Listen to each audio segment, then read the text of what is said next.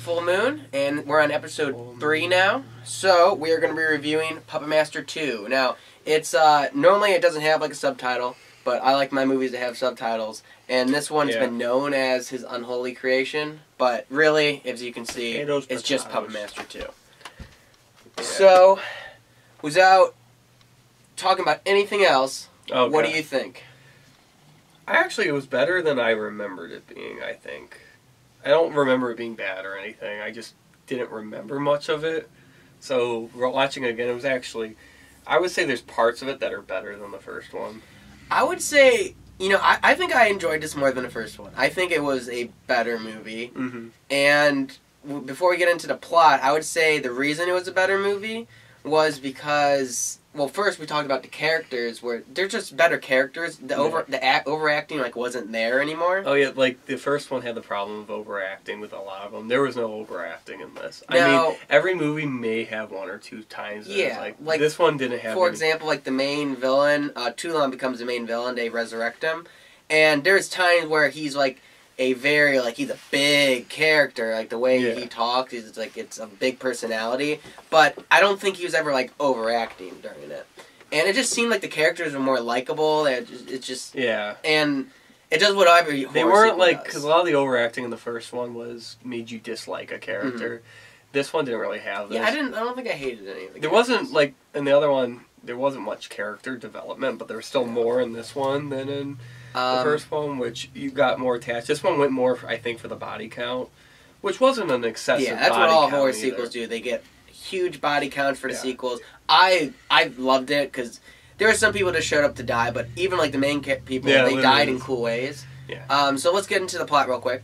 It takes place, it was made in 1990, so it pretty much takes place right after the first one, where the puppets went out and resurrected. They went, the thing that bothered me, and it bothered me right when it started, was, because, in the first one, Toulon just, eats a bullet, and then there's apparently a graveyard on the, hotel resort property, and then, which was okay, that's...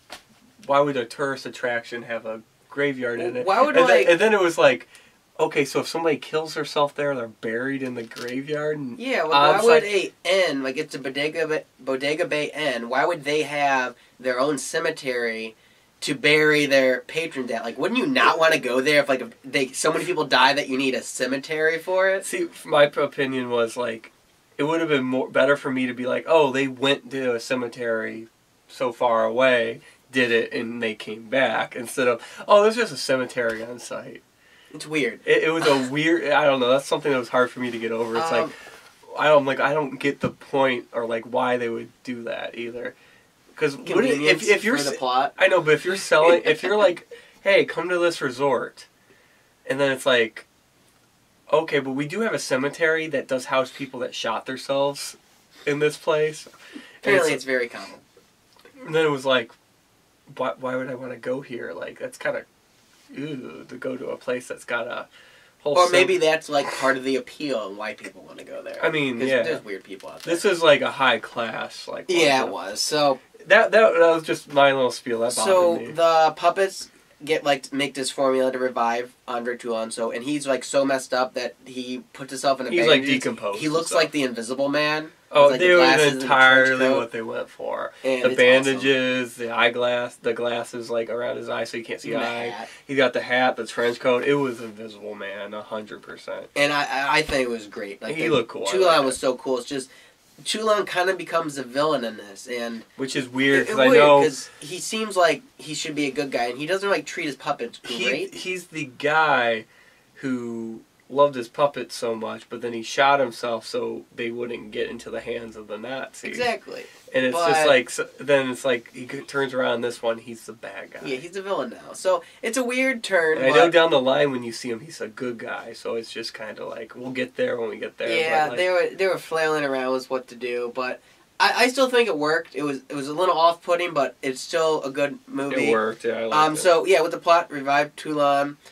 They do that by, I'm pretty sure, they never explicitly say it, but I'm pretty sure the formula they used to bring him back, they brought back from taking the brains of the person who ran the hotel the inn before. Yeah, they kind of the girl who survived that. the first movie. they just say died. And well, then the guy who survived, they say her brain was pulled out of her nose like the Egyptians did, and then you find out that's kind of how using brains and stuff is how they make this stuff. So you put it together, that's why she died, and that's why. But they never state it, which I think is good. They did state, though, that the guy who survived, Alice Whitaker, he's crazy. He just went crazy. And he's sane, and he's just saying what... Yeah, I mean... Which is pretty much what they figure out, because all of his ravings, the government sends their paranormal investigation team. Because, the government has... yeah. They actually might, I don't know. So... it was just funny, because it's like, oh, happy ending, they survived. Oh, no. She got her brain pulled out, and he's a loony then, so... But yeah, pretty much the paranormal team coming in, seeing if what the first events of the movie, the first movie's events actually happened, see what went down, and then people obviously begin to die. Now, puppet wise, there was they bring back Blade, Leech Woman, Tunneler, Pinhead, and Jester. Yeah. Leech Woman dies. She gets thrown into not a furnace, but like a old timey stove. That you open a latch and then she just gets thrown in there, but right when she goes in there, it's almost like somebody had like a gas stove. It was just like, which that type of stuff it wouldn't happen.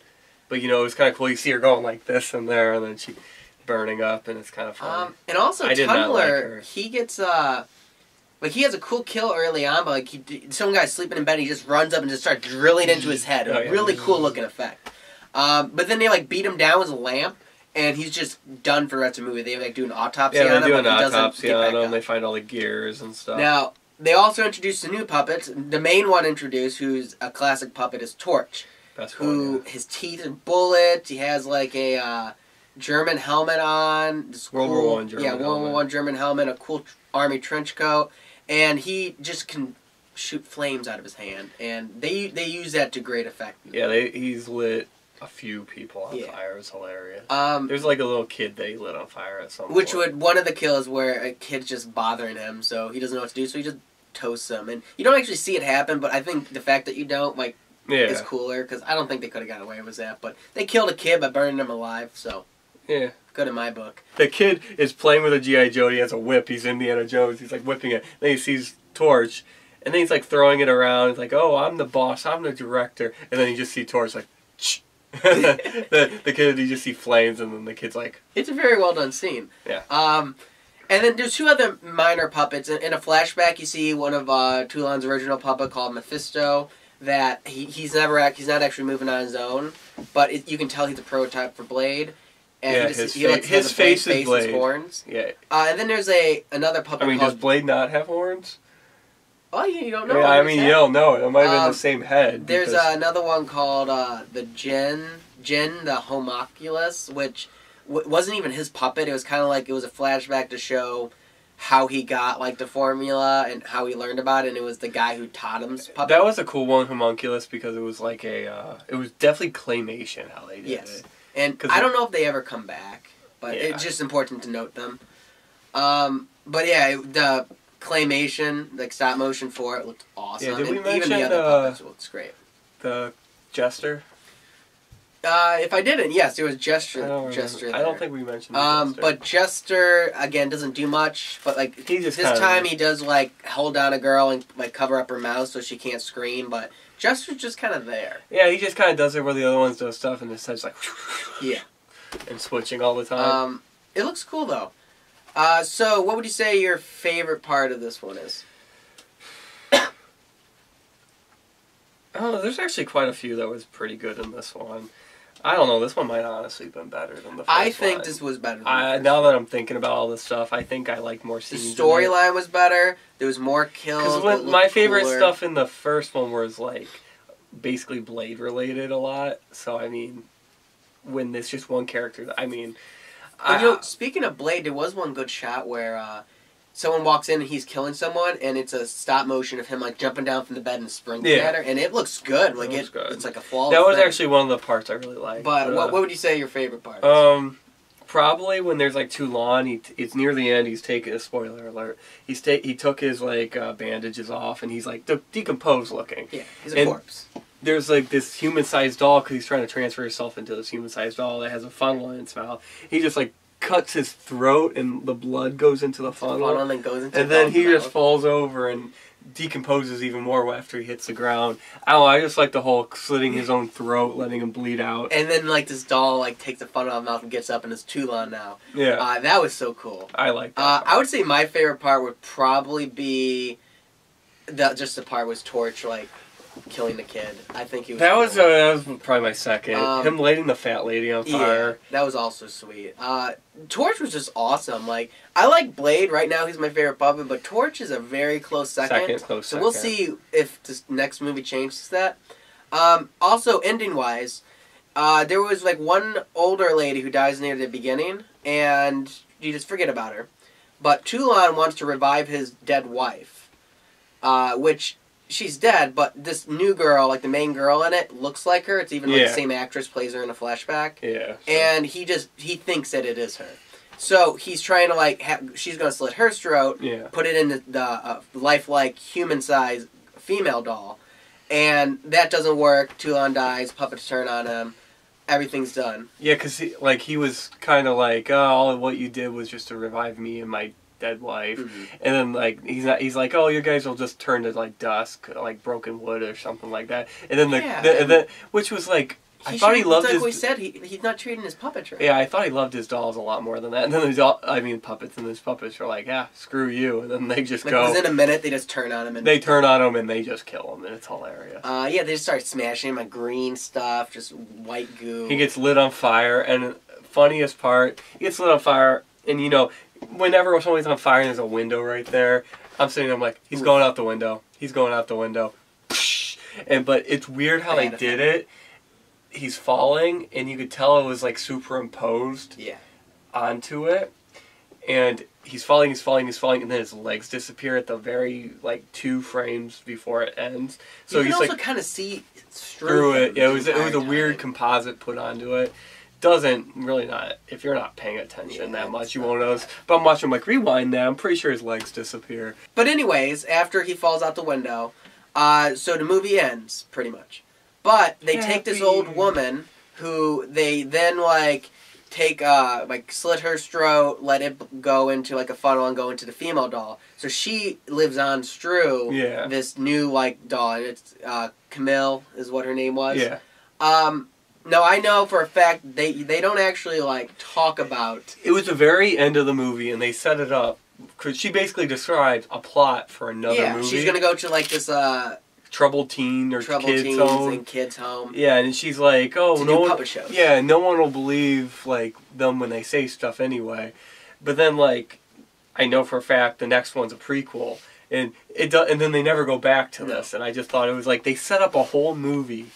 That would have been a good movie. And then it would have, but they don't. Now, I would know in the future that they do go back to it in the Action-led comic series, which we'll talk about when we get to that episode. But the comic book series kind of ties up loose ends, and a lot of loose ends are started with these first few movies. Yeah, continuity's bad. Oh, yeah, well, one continuity we saw was in the first movie, Toulon ate the bullet in 39. This one on his gravestone says 41. Very easy slip that bothers me. Because it's like they knew that they had to put a tombstone on it. Like, why wouldn't they just go back to the movie and see it? That's a recurring theme in this series. They mix up the date on when Toulon should have died. Like, some movies say 1939, some say 1941. Multiple say different stuff. So like one movie might like go by that time on the other one might go the other one. It's a difference of 2 years. When I watch movies and there's inconsistent stuff like this, I just kind and brush it under the rug. You need to ignore it. It's not important. So, that's all we got to say about Puppet Master 2. Tune in 2 weeks and we'll be reviewing Puppet Master 3, Toulon's Revenge, which is a prequel to the first movie.